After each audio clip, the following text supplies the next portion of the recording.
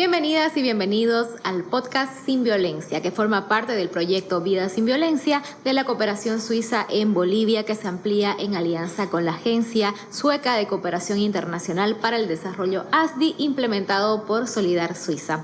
Hoy tocaremos un tema muy importante que es salud mental. Primeramente me presento, mi nombre es Andrea Mercado y hoy estoy en compañía de Verónica Solís, psicóloga de la Casa de la Mujer. Bienvenida.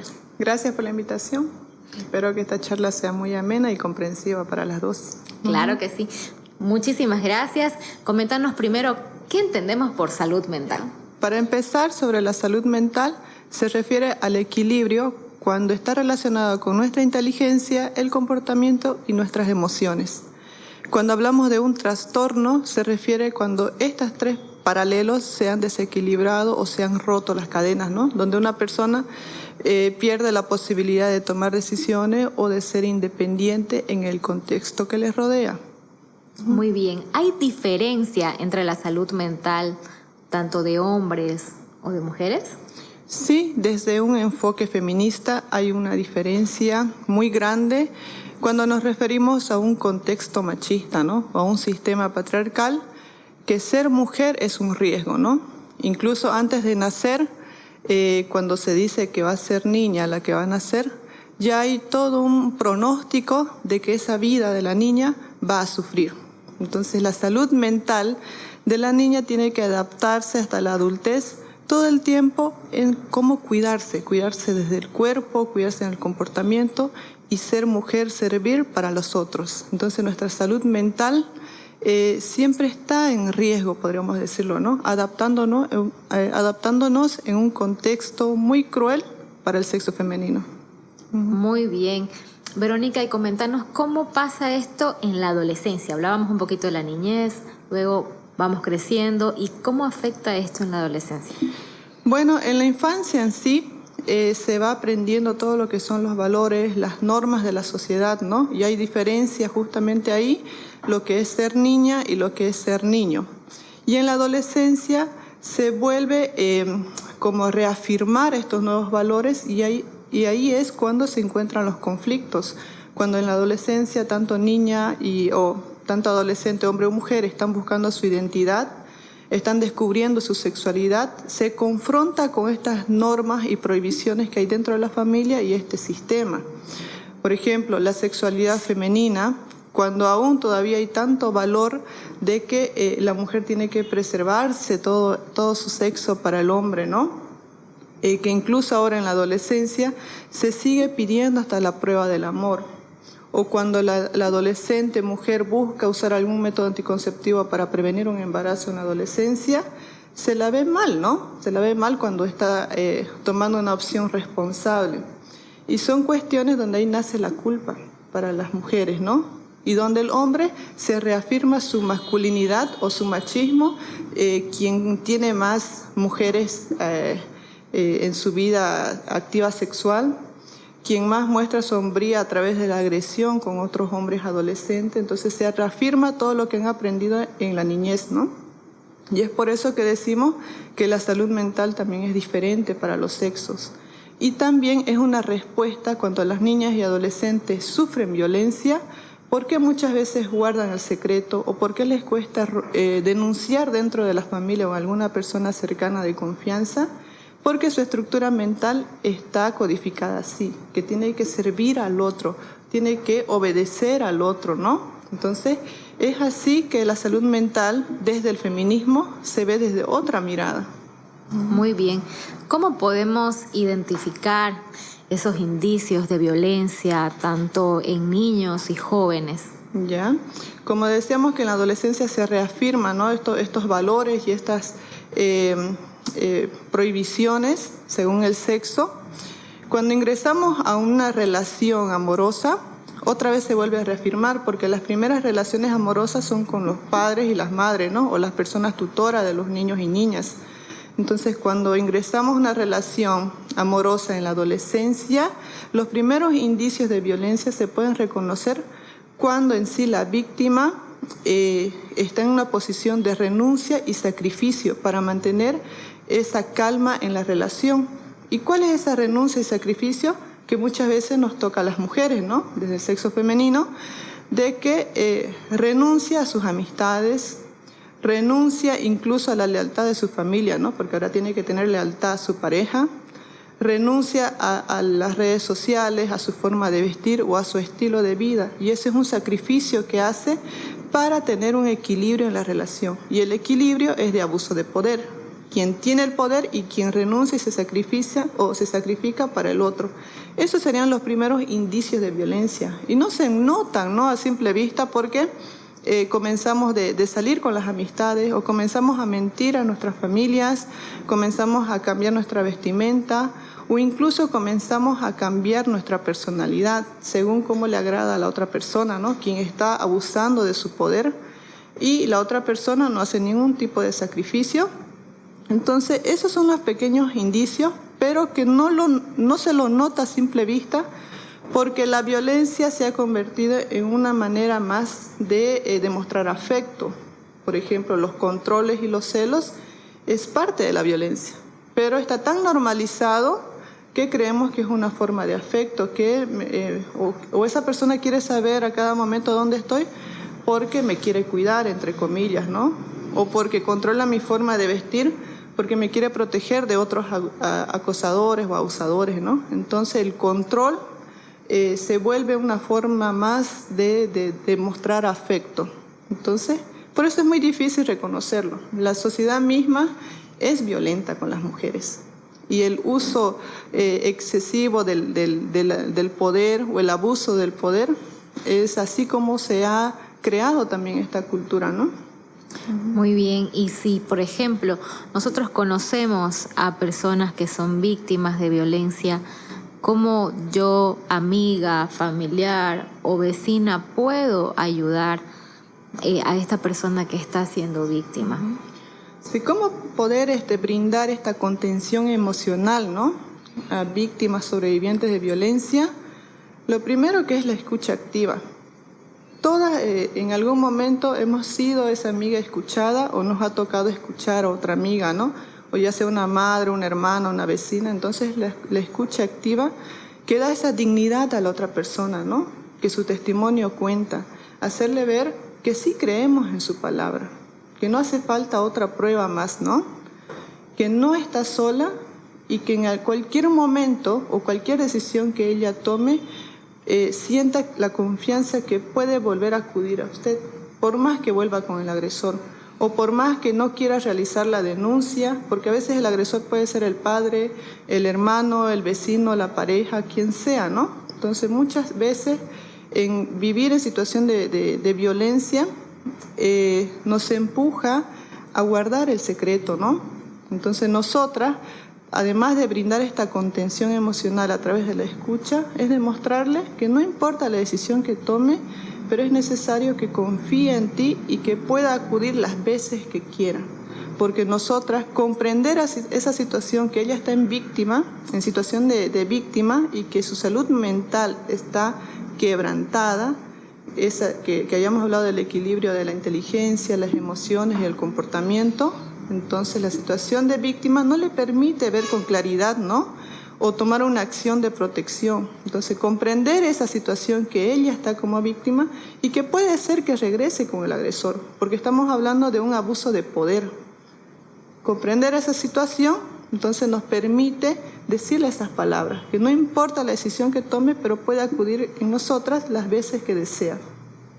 Muy bien. ¿Y qué pasa con la salud mental de los agresores?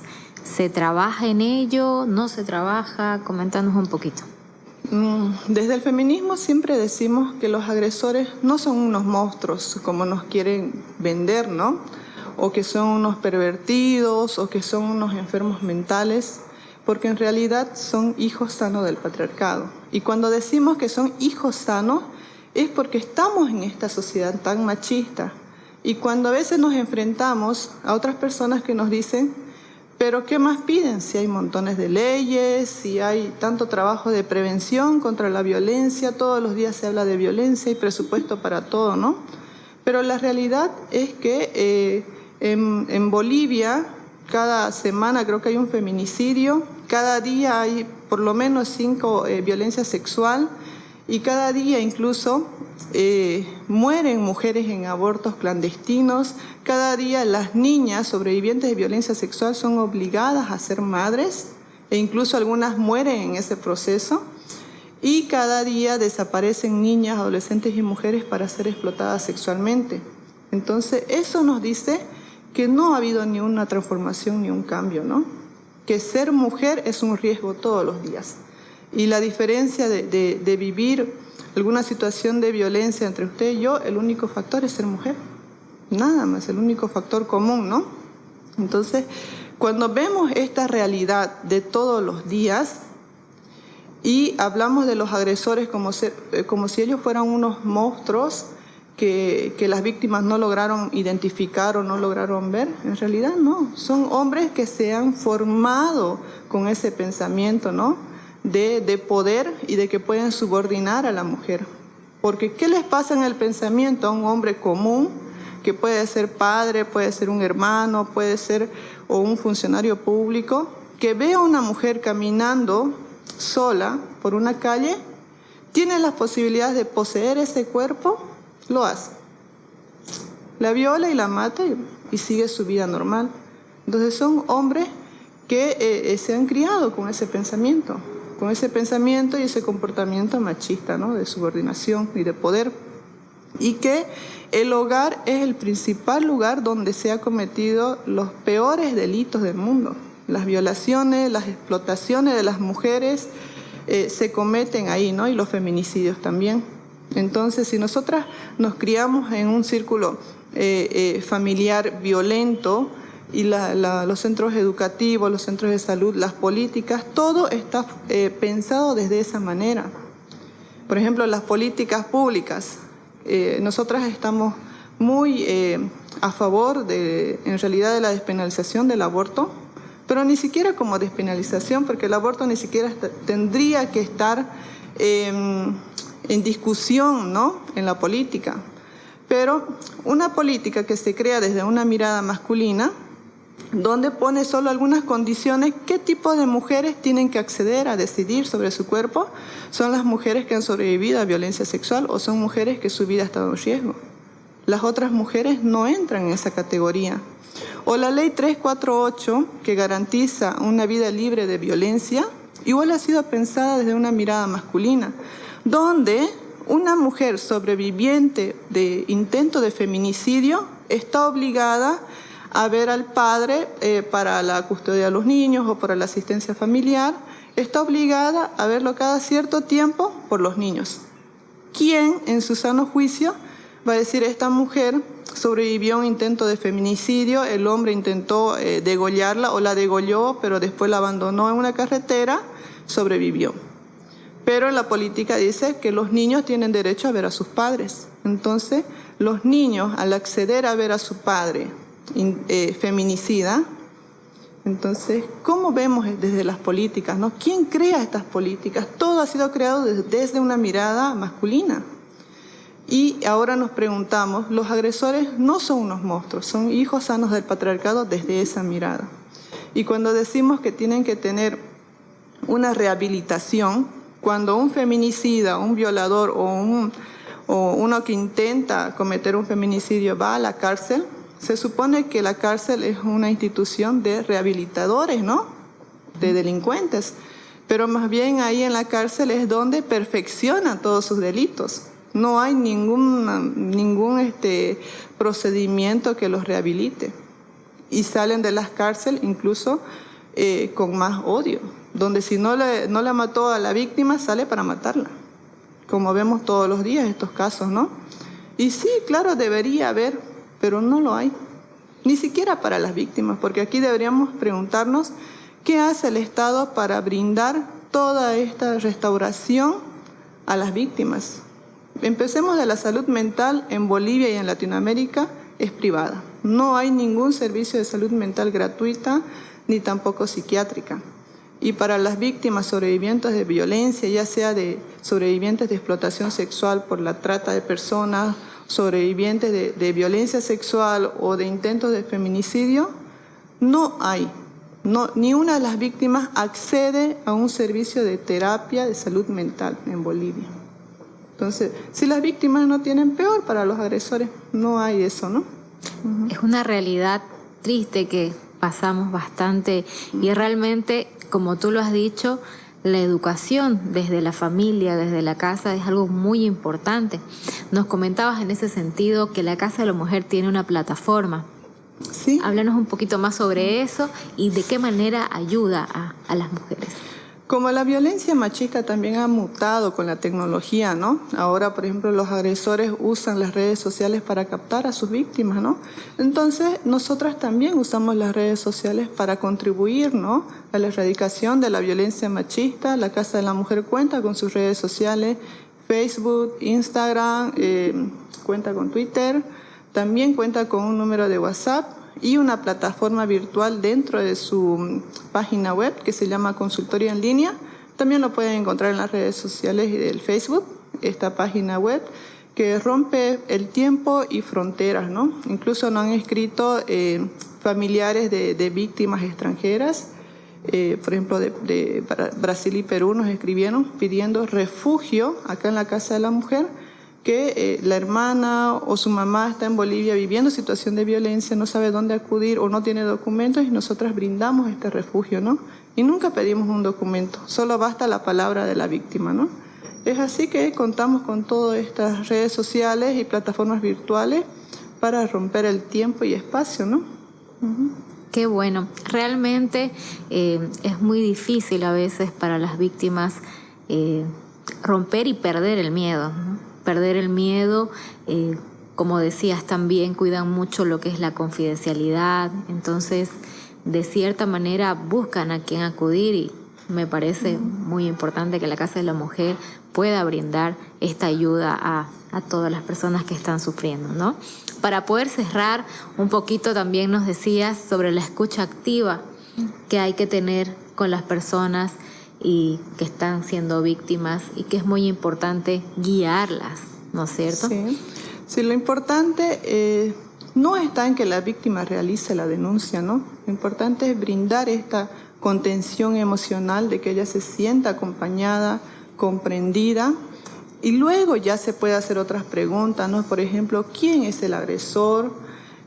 ¿Dónde pasó el hecho de violencia y cuándo? Es muy importante porque, sobre todo a las víctimas de violencia sexual, que a veces rompen el silencio de días, meses o años, ¿no?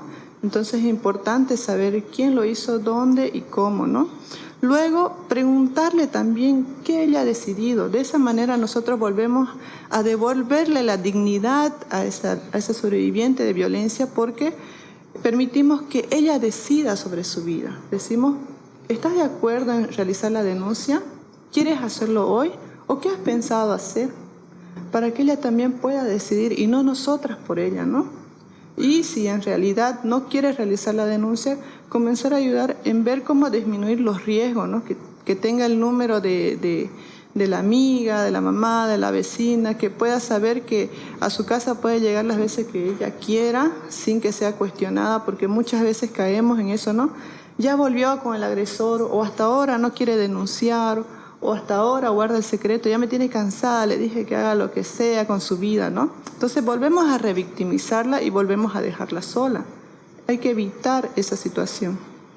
Realmente es un proceso, ¿no? Un proceso en el cual debemos cuidar la salud mental y que también es muy importante hallar esa contención. Muchísimas gracias, quiero agradecerte por participar de este podcast que forma parte del proyecto Vida Sin Violencia de la Cooperación Suiza en Bolivia, que se amplía en alianza con la Agencia Sueca de Cooperación Internacional para el Desarrollo ASTI, implementado por Solidar Suiza. De esta manera hemos concluido el podcast Sin Violencia.